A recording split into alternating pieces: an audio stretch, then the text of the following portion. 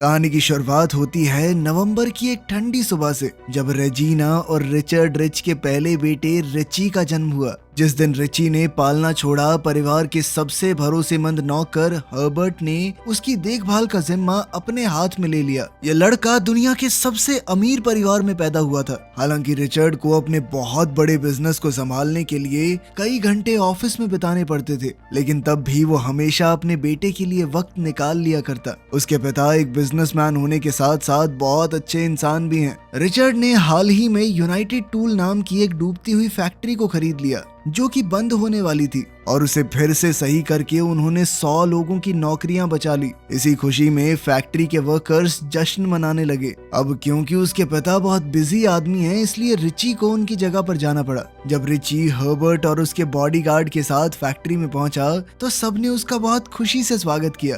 तभी पास के एक मैदान में बेसबॉल खेल रहे कुछ बच्चे दुनिया के सबसे अमीर लड़के को देखकर काफी चकाचौंध में थे। इसकी जिंदगी सेट है भाई। वहीं इस भाषणबाजी के दौरान रिची उन बच्चों को देख रहा था कि यार इनका सही है, आराम से खेल रहे हैं। खैर, फंक्शन खत्म होने के बाद रिची मैदान की तरफ जाने लगा, लेकिन उसके बॉडीगार्ड फर्गसन ने उसे रोक लिया। गुस्से में हर्बर्ट ने बॉडीगार्ड को रिची पर से हाथ हटाने को कहा और प्यार से रिची को समझाया कि अभी हमें जाना होगा, बाद में किसी दिन खेल लेना आप। घर पहुंचने पर रिची का स्वागत उसके प्यारे कुत्ते डॉलर ने किया और फिर रिची अपने माँ बाप से मिलने चल पड़ा।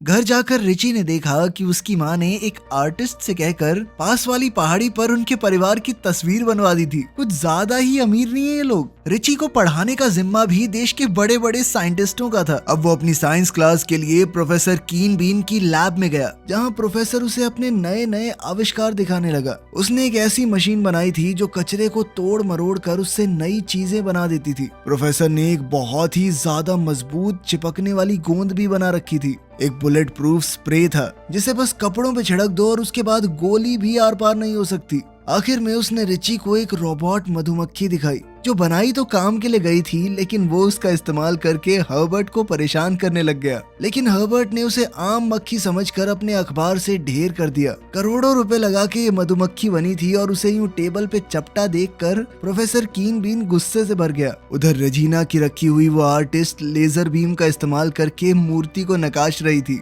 और उधर से मिसेस रिच उसे बता रही थी कि कहाँ से क्या ठीक करना है। और रिचर्ड ना थोड़े मोटे लग रहे हैं, उनके गालों का साइज थोड़ा कम कर दो। उसी शाम उनके घर पर लॉरेंस वैन डो नाम का आदमी बिना बताए आ गया। लॉरेंस मिस्टर रिच के पार्टनर्स में से एक है। रात को खाना खाते वक्त रिची ने टेबल के दूसरी तरफ बैठना पसंद किया, ताकि उसे लॉरेंस के साथ न बैठना पड़े। और रेजीना उससे कहने लगी कि बैठना तो मैं भी नहीं चाहती, लेकिन तुम्हारे पापा के साथ मीटिंग में शामिल तो होना पड़ेगा। दरअसल जब से रिचर्ड ने अपनी पहली कंपनी शुरू की थी, तब से लेकर आज तक उसने कभी भी किसी को नौकरी से नहीं निकाला, और इस पर उसे गर्व था। लेकिन लॉरेंस सिर्फ पैसों का भूखा था। वो रिचर्ड से कहने लगा कि इतना दान मत किया कीजिए, इस सब में कंपनी का 100 करोड़ से भी ज्यादा का खर्चा हो रहा है। तभी रेजीना बीच में बोल पड़ी कि मैंने और मेरे पति ने हमेशा मुश्किल में पड़े लोगों की मदद की है, इसीलिए तो वो पुरानी फैक्ट्री खरीदी। लेकिन लॉरेंस कहने लगा कि उस फैक्ट्री से तो सबसे पहले छुटकारा पाना होगा, बहुत वक्त लगेगा उसे मुनाफा देने में। मगर रिचर्ड ने कहा कि सही कह रहे हो, छुटकारा पाने के लिए उनके कर्मचारियों को फ्री में दे देते हैं, सबके बीच में थोड़े थोड़े शेयर बांट देंगे। तभी प्रोफेसर कीन बीन वहाँ आ गया और बताने लगा कि मैं महीनों से जिस मशीन पर काम कर रहा था, उसे बनाने में मैं कामयाब हो गया हूँ। उसने स्मेल मास्टर नाम का एक डिवाइस बनाया था, जो किसी भी चीज को सूंघकर पता लगा सकता है कि आखिर इसमें है क्या क्या। नई नई चीजें देखकर रिची उसे आजमाने लग गया। रात को खाने के बाद मिस्टर एंड मिसेस रिच अपने मेहमान को हवेली से बाहर छोड़ने चले गए, लेकिन जाने से पहले लॉरेंस ने उन्हें चेतावनी दी कि अपनी सिक्योरिटी बढ़ा लो, दुश्मन बहुत हैं आपके। लेकिन रिचर्ड कहने लगा कि इसकी कोई जरूरत नहीं है, क्योंकि जो भी कीमती चीजें हैं वो हमारे पास है ही नहीं, वो रिच परिवार की तिजोरी में सुरक्षित बंद हैं। ये सुनकर उस आदमी ने एक अजीब सी मुस्कुराहट दी और वहाँ से चला गया, क्योंकि वो जानना चाहता था कि तिजोरी आखिर है कहाँ। अगली सुबह जब रिची का अलार्म बजा तो हर्बर्ट उसे जगाने के लिए कमरे में आ गया और एक बहुत ही हॉट टीचर क्लॉडिया उसकी सुबह की एक्सरसाइज करवाने पहुंच गई। नहाने के बाद रिची अपने कमरे में लौट आया और उसने कंप्यूटर ऑन किया ताकि वो ये पता कर सके कि उसके पिता कहाँ पर हैं। स्कैन करने के बाद कंप्यूटर ने बताया कि उसके पिता इस वक्त व्हाइट हाउस में हैं। तभी रिची ने उन्हें वीडियो कॉल लगा दी। अपने बेटे का फोन देखकर रिचर्ड ने सोचा कोई जरूरी बात ना हो और उसने प्रेसिडेंट से कहा कि बस 1 मिनट में बात करके आता हूँ। लेकिन रिची तो दिखा रहा था कि पापा देखो ठुड्डी पे पिंपल हो गया मेरी। खैर अपने पिता से बात करने के बाद रिची स्कूल चला गया और अपने कुछ क्लासमेट्स से मिला। तभी एक बिगड़ा हुआ लड़का वेटर पर चिल्लाने लग गया क्योंकि उसने जो कॉफी मांगी थी वेटर दूसरी ले आया था। अपने क्लासमेट को थोड़ा शांत करने के लिए रिची ने उसके पिछवाड़े में अपनी तलवार चुभा दी जिससे पूरी कॉफी उसके कपड़ों पर गिर गई। बाद में रिची जब घर जा रहा था तो हर्बर्ट ने उसे बताया कि आज आपकी ट्यूशन क्लास नहीं है, कैंसिल हो गई। तो रिची ने हर्बर्ट से कहा कि मुझे नई फैक्ट्री में ले चलो। वहाँ पर रिची बाकी बच्चों के साथ मिलकर बेसबॉल खेलना चाहता था, लेकिन बच्चे कहने लगे कि जहाँ पर आप कहाँ नॉर्मल बच्चों के साथ खेलोगे, जाओ अपना सोने चांदी का बैट बॉल ले लो। लेकिन इस पर रिची कहने लगा कि चलो 100 की शर्त लगाते हैं, तुम्हारा जो भी बेस्ट बॉलर हो उसके होम रन मार के दिखाऊंगा मैं। शुरुआत में तो ग्लोरिया ने बड़ी जबरदस्त बॉलिंग की और रिची बॉल को छू तक नहीं पाया, लेकिन फिर उसने ध्यान लगाकर बॉल को जबरदस्त तरीके से मारा। अब बाकी सब शर्त हार चुके थे और उनके पास रिची को देने के लिए पैसे तो थे नहीं, तो उसने कहा कि इसके बदले में संडे को मेरे घर आ जाना। लेकिन ग्लोरिया कहने लगी कि हम पैसे ही दे देंगे, जिससे उदास होकर रिची ये कहकर आ गया कि कोई बात नहीं, मत आना, पैसों की भी जरूरत नहीं है। छुट्टी वाले दिन पूरा परिवार एक साथ कहीं जाने के लिए तैयार हो रहा था। लगे हाथ वो इंग्लैंड की रानी से भी मिलने वाले थे। सर्वेंट्स ने प्लेन को तरह तरह की गिफ्ट से भर दिया जो वो लोग रानी को देने वाले हैं। और तभी फर्गसन ने तोहफों के साथ एक लाल डब्बा भी रख दिया। रेजिना हैरान हो गई जब उसे पता चला कि उसके पति स्मेल मास्टर नाम के उस गैजेट को भी रानी को देना चाहते हैं। रिची पहले ही प्लेन की सीट पर बैठ गया था, लेकिन उसे उदास देखकर रेजिना ने हर्बर्ट से पूछा कि ये इतना दुखी क्यों लग रहा है। तो हर्बर्ट ने कहा कि इनको यहीं छोड़ जाओ, छुट्टी वाले दिन थोड़ी मौज मस्ती हो जाएगी। रेजिना को भी हर्बर्ट की बात सही लगी, इसीलिए उसने रिची से कहा कि तुम यहीं रह जाओ, मौज मारो। रिच परिवार के सभी लोगों को प्लेन में देखकर फर्गसन ने राहत की सांस ली क्योंकि उसने अपना मिशन पूरा कर दिया था। उसी दिन डायन, ग्लोरिया की माँ, हर्बर्ट के बुलाने पर रिची रिच की हवेली में आ गई। इतनी बड़ी हवेली को पास से देखकर बच्चे हैरान हो गए और फिर रिची ने भी बड़ी खुशी से उनका स्वागत किया। वो उनसे बिल्कुल भी नाराज नहीं था। रिची ने सबको अपने बड़े से घर का टूर दिया। उसके घर के अंदर अपना पर्सनल मैकडॉनल्ड्स था। खाना खाने के बाद रिची उन सबको अपने पर्सनल झूलों वाले पार्क में ले गया और सभी ने झूलों के मजे लिए। फिर सभी बच्चे क्वाड बाइक्स पर घूमने लगे। उस वक्त हर्बर्ट डायन को हवेली दिखा रहा था। तभी अचानक से बच्चे फुल स्पीड में आ गए तो हर्बर्ट ने तुरंत डायन को अपने पास खींच लिया ताकि उसे चोट न लगे। हवेली के आसपास रोमांच जारी रहा। अब रिची डॉलर और ग्लोरिया के साथ पेड़ के नीचे आराम करने लगा, जबकि बाकी बच्चे झील में जेट स्की चला रहे थे। आखिरकार रिची सबको रोलर कोस्टर वाला झूला दिखाने ले गया जो उसे क्रिसमस वाले दिन गिफ्ट में मिला था। दूसरी तरफ ऑफिस में लॉरेंस ये सोचकर खुश होने लगा कि अब तक तो रिच परिवार समुद्र के बीच खो चुका होगा। उसने तो बड़े कमरे में शिफ्ट होने की तैयारी शुरू कर दी थी। उधर प्लेन के अंदर रिचर्ड ने अपनी बीवी से कहा कि अभी तुम प्लेन को संभालो, तब तक मैं कॉफी लेकर आता हूँ। रेजिना को शक हुआ कि उसका पति रानी के लिए ली हुई चॉकलेट्स खाने वाला है और उसने मना किया कि वो मत खाना। लेकिन रिचर्ड झूठ मूठ कहने लगा कि मैं अपनी डाइट के साथ मजाक नहीं करता। कॉफी पीने का नाटक करते हुए उसने स्मेल मास्टर निकाला और फिर चॉकलेट्स का डब्बा ढूंढने लगा। चॉकलेट तो नहीं मिली, लेकिन उस लाल तोहफे के अंदर एक अजीब सा केमिकल मिला। रिचर्ड रेजिना से पूछने गया कि इसके अंदर क्या है। केमिकल का नाम सुनते ही रेजिना समझ गई कि ये एक बॉम्ब है और उसने कहा कि तुरंत इसे बाहर फेंक दो। रिचर्ड ने जैसे ही खोलकर देखा तो टाइमर में अब कुछ ही सेकंड बचे थे। उसने बम को खिड़की से बाहर फेंका, लेकिन वो प्लेन के पिछले हिस्से से टकराकर फट गया। नुकसान की वजह से अब उनका जहाज नीचे गिरने लगा। हादसे की खबर आने से पहले ही लॉरेंस ने तो रिचर्ड के ऑफिस में अपनी जगह बना ली और अपनी कामयाबी का जश्न मनाने के लिए उसने वाइन की बोतल खोल दी। अपने नए दोस्तों को अलविदा कहने के बाद रिच को ये दुख भरी खबर मिली कि उसके माता पिता का प्लेन अचानक से गायब हो गया है। रिची तुरंत अपने कमरे में दौड़ा और कंप्यूटर का इस्तेमाल करके अपने पिता का पता लगाने की कोशिश करने लगा, लेकिन लंबी तलाश के बाद भी कोई सिग्नल नहीं मिला। फिर जब ये खबर हर तरफ फैल गई तो फर्गसन लॉरेंस के नए ऑफिस में जाकर बताने लगा कि हमारे प्लान में थोड़ी सी गड़बड़ हो गई है। पता चल रहा है कि रिची को ऐन वक्त पर प्लेन से उतार दिया था, इसीलिए उसके परिवार की पूरी संपत्ति का कानूनन वही वारिस बनेगा। ये सुनकर लॉरेंस गुस्से से भर गया, लेकिन फिर कहने लगा, जैसा मैंने उसके माँ बाप के साथ किया है वैसा ही इसके साथ भी करूंगा।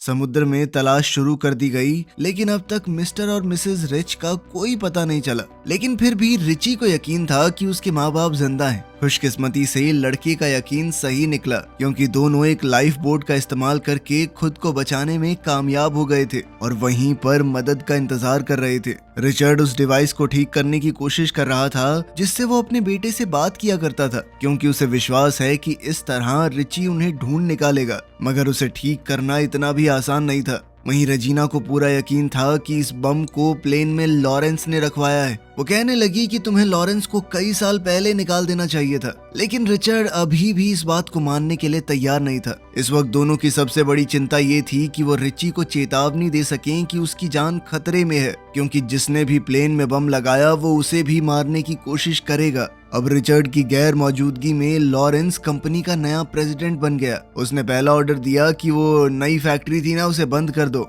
जिस वजह से ग्लोरिया की माँ की नौकरी भी चली गई। और उसने ये सब कुछ रिची को बताने का फैसला किया। ये सुनकर रिची अपने पिता की कंपनी संभालने पहुंचा। उसने कहा कि जब तक मेरे माता पिता लौट कर नहीं आते तब तक मैं प्रेसिडेंट रहूंगा। अब जब उस पर जिम्मेदारियां आ गई तो उसने फैक्ट्री को दोबारा खुलवाया और लॉरेंस को किसी भी कर्मचारी को निकालने से रोक दिया। कुछ दिन बाद ग्लोरिया और उसके दोस्त ऑफिस जाकर फैक्ट्री दोबारा खोलने के लिए रिची को शुक्रिया करने गए। वहाँ एक च्युइंगम लेने की कोशिश में पीवी ने मशीन ही तोड़ दी। खैर, घूमते घुमाते बच्चे अपने दोस्त के ऑफिस में घुस गए और रिची को देखकर बहुत खुश हुए। धीरे धीरे रिची ने अपनी जगह बना ली और वो कंपनी के सबसे बड़े शेयर होल्डर्स का भरोसा जीतने लगा। इससे लॉरेंस को बहुत गुस्सा आया और उसने फर्गसन से कहा कि इस लड़के को जल्द से जल्द खत्म करना होगा और इस बार अच्छे से ध्यान रखते हुए कि कोई भी गलती या चूक ना हो। कुछ घंटों बाद पुलिस वहां पर आई और कहने लगी कि हर्बर्ट को गिरफ्तार किया जा रहा है, क्योंकि उस पर मिस्टर और मिसेस रिच के प्लेन में बम लगाने का आरोप है।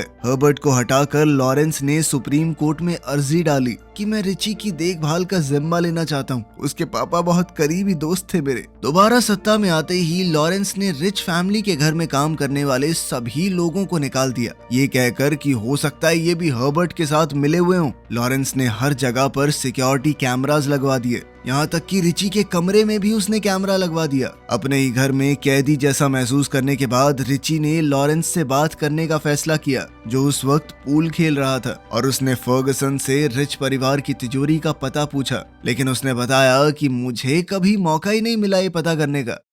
उस वक्त लैब में प्रोफेसर कीन बीन ने अपने बनाए हुए एक डिवाइस से उनकी बात सुन ली और वो पूरी सच्चाई जान गया। कीन बीन ने फर्गसन की ये बात भी सुन ली कि जेल में हर्बर्ट से छुटकारा पाना होगा और बाद में ऐसा दिखा देंगे कि हर्बर्ट तो खुद ब खुद मर गया। इसके बाद प्रोफेसर ने रिची के पास जाकर सब कुछ बताया। अब दोनों मिलकर हर्बर्ट को बचाने का प्लान बनाने लगे और कीन बीन ने अपने बनाए हुए एसिड का इस्तेमाल करके जेल की सलाखों को गलाने का आइडिया निकाल लिया। रिची ने अपनी जिंदगी में पहली बार एक आम लड़के की तरह कपड़े पहने और जेल में हर्बर्ट को कुछ सामान देने चला गया। रिची ने हर्बर्ट को अपना चाचा बताया। बैग के अंदर सिर्फ सफाई का सामान और लैटिन में लिखा हुआ एक नोट देखकर पुलिस वाले ने पैकेट अंदर भेज दिया।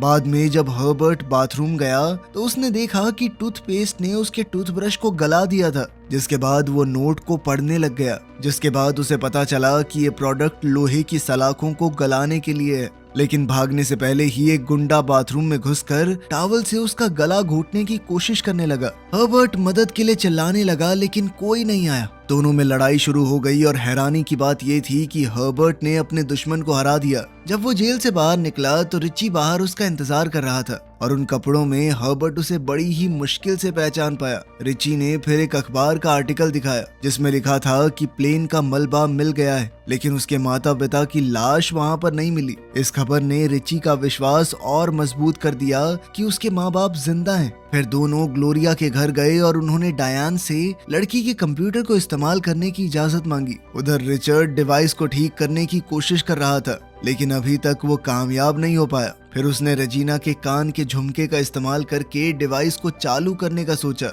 और वो कामयाब भी हो गया। ग्लोरिया के कंप्यूटर तक पहुंचने के बाद रिची ने कुछ कोड्स का इस्तेमाल करके उसे अपने घर वाले कंप्यूटर से जोड़ दिया, लेकिन हवेली में बैठा एक सिक्योरिटी गार्ड समझ गया कि क्या हो रहा है और उसने फर्गसन को इस बात की चेतावनी दे दी। रिच फैमिली की तिजोरी का पता लगाने के लिए लॉरेंस ने प्रोफेसर कीन बीन से जानकारी निकालने का फैसला किया, लेकिन फिर उन्हें खबर मिली कि रिची रिच अपने कंप्यूटर से अपने माँ बाप को ढूंढने की कोशिश कर रहा है। कंप्यूटर ने रिचर्ड को ढूंढ लिया और बिल्कुल एग्जैक्ट लोकेशन बताने के लिए कुछ मिनट का समय लगेगा। इसी दौरान फर्गसन ने कमरे में पहुंचकर कंप्यूटर की तार निकाल दी, जिससे रिची का कनेक्शन टूट गया। अब लड़के को अपने दोस्तों की मदद चाहिए थी ताकि वो हवेली में घुसकर अपने कंप्यूटर तक पहुंच सकें। इसी बीच लाइफ बोट में रिचर्ड और रेजिना ने राहत की सांस ली जब एक हेलीकॉप्टर उन्हें बचाने आ गया। वो सोच रहे थे कि इसे उनके बेटे ने भेजा होगा। फिर रात को रिची अपने घर के बगीचे में घुसकर दोस्तों को सिग्नल देने लगा कि वो वॉचमैन के ऊपर हमला कर दें।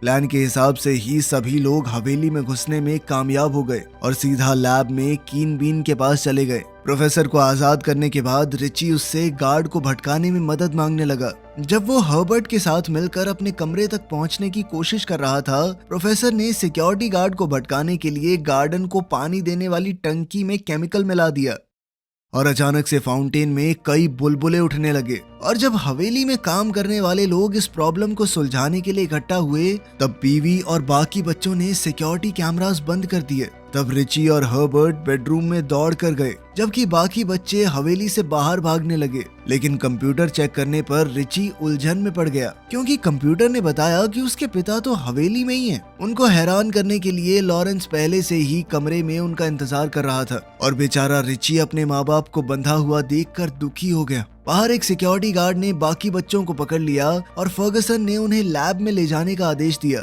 जब उन्होंने लॉरेंस से पूछा कि तुम ये सब क्यों कर रहे हो, तो लॉरेंस ने रिचर्ड से कहा कि चुपचाप तिजोरी का पता बता। तब उसे पता चला कि सबसे कीमती चीजें बगल वाले पहाड़ पर रखी हैं। अब लॉरेंस रिचर्ड और रेजिना को अपने साथ ले गया, जबकि रिची को उसने फर्गसन के साथ छोड़ दिया ताकि रिचर्ड उसे धोखा न दे पाए। अपने बेहतरीन आविष्कारों को बैग में भरते हुए कीन बीन को एहसास हुआ कि उसकी लैब पर कब्जा किया जा रहा है, लेकिन वो छुपने में कामयाब हो गया। सिक्योरिटी गार्ड्स ने रिची के दोस्तों को एक पिंजरे में बंद करके ऐसी मशीन पर डाल दिया जो कचरे को खत्म करने के लिए बनी थी, और अब थोड़ी ही देर में अगर कुछ हुआ नहीं तो उनकी चटनी बन जाएगी। अब प्रोफेसर ने बच्चों को बचाने और गार्ड्स को फंसाने के लिए एक जाल बनाया, अपनी सबसे मजबूत गोंद का इस्तेमाल करके। लेकिन गार्ड्स को फंसाने के बाद प्रोफेसर खुद भी उस गोंद में चिपक गया। तभी उसने रोबोट वाली मधुमक्खी का इस्तेमाल करके फर्गसन के पिछवाड़े पे डंक बजवा दिया, जिसके बाद वो सीधा जाके मशीन बंद करने वाले बटन से टकरा गया। उधर रिची प्रोफेसर की इन्वेंशंस वाला बैग लेकर अपने माँ बाप को बचाने के लिए भागा। तब तक लॉरेंस अपनी मंजिल तक पहुंच चुका था और फिर उसने दोनों को दरवाजा खोलने को कहा। इसके लिए उन्हें गाना गाना पड़ा ताकि सिक्योरिटी सिस्टम उनकी आवाज पहचान सके। फिर जब वो तिजोरी के अंदर पहुंचे तो लॉरेंस को पता चला कि अंदर कोई पैसा नहीं है, और रिचर्ड ने कहा कि हमारे यहाँ परिवार ही सबसे कीमती चीज है और यहाँ वो यादें बंद हैं जो उन्होंने अपने बेटे के साथ मिलकर बनाई थी। फिर लॉरेंस गुस्से में पूछने लगा कि सारा पैसा कहाँ है, और रिचर्ड ने कहा कि उसकी संपत्ति रियल एस्टेट, बैंक और कंपनी के शेयर्स में लगी हुई है। गुस्से में लॉरेंस ने अपने आदमियों को दोनों को खत्म करने के लिए कहा और तभी रिची तलवार लेकर उसे रोकने आ गया। लॉरेंस ने उसे देखते ही उस पर गोलियां चला दी, लेकिन रिची को कुछ नहीं हुआ क्योंकि रिची ने तिजोरी में घुसने से पहले बुलेट प्रूफ स्प्रे मार लिया था। इस मौके का फायदा उठाकर रिचर्ड और रेजिना ने लॉरेंस और उसके सिक्योरिटी गार्ड को गिरा दिया। फिर वो तिजोरी से भाग निकले और रिचर्ड ने अपने दुश्मनों को अंदर ही बंद कर दिया, लेकिन लॉरेंस किसी तरह बच निकला और परिवार का पीछा करने लगा। अब तीनों को अपनी बनाई हुई मूर्तियों के कान के रास्ते से भागना पड़ा। फर्गसन ने उन्हें देख लिया और वो लेजर बीम का इस्तेमाल करके उन्हें खत्म करने की कोशिश करने लगा। थोड़ी देर बाद लॉरेंस भी वहां पहुंच गया और उन पर गोलियां चलाने की कोशिश करता रहा, लेकिन उसके अनाड़ी सिक्योरिटी गार्ड ने उसे रोक दिया। जब रिच परिवार धीरे धीरे मौत के मुंह की तरफ बढ़ रहा था तो हर्बर्ट ने आकर फर्गसन पर हमला बोल दिया। दोनों के बीच जबरदस्त लड़ाई हुई और फर्गसन ने एक बार फिर से लेजर का इस्तेमाल करके मूर्तियां तोड़नी शुरू कर दी। रेजिना गिरने वाली थी पर तभी रिचर्ड ने उसे झुलाकर सीधा अपनी मूर्ति के मुंह पर पहुंचा दिया। फिर वो अपने बेटे को नीचे आने में मदद करने लगा, लेकिन फर्गसन परिवार के लिए मुश्किलें खड़ी करने पर तुला हुआ था। हर्बर्ट को हराने के बाद सिक्योरिटी गार्ड फिर से मूर्तियों को तोड़ने में लग गया और तब तक नहीं रुका जब तक हर्बर्ट ने उसके सर पे एक मूर्ति देके नहीं मारी। फिर हर्बर्ट ने लेजर के ऊपर कब्जा करके लॉरेंस पर हमला कर दिया और लॉरेंस अब एक रस्सी से लटका हुआ था। ठीक उसी वक्त पर रिचर्ड ने उसे अपनी कंपनी से निकाल दिया और रेजिना ने जोरदार मुक्का दिया। कुछ महीनों बाद लॉरेंस और उसके वफादार साथी जब जेल से बाहर आए तो वो एक बगीचे में माली का काम करते हुए दिखे। इस दौरान रिची और उसके दोस्त अपनी जीत का जश्न मना रहे थे। हर्बर्ट ने भी थोड़ी हिम्मत दिखाते हुए डायन को किस किया। अपने बेटे को कुछ सच्चे दोस्तों के साथ देखकर रिचर्ड और रेजिना को बहुत खुशी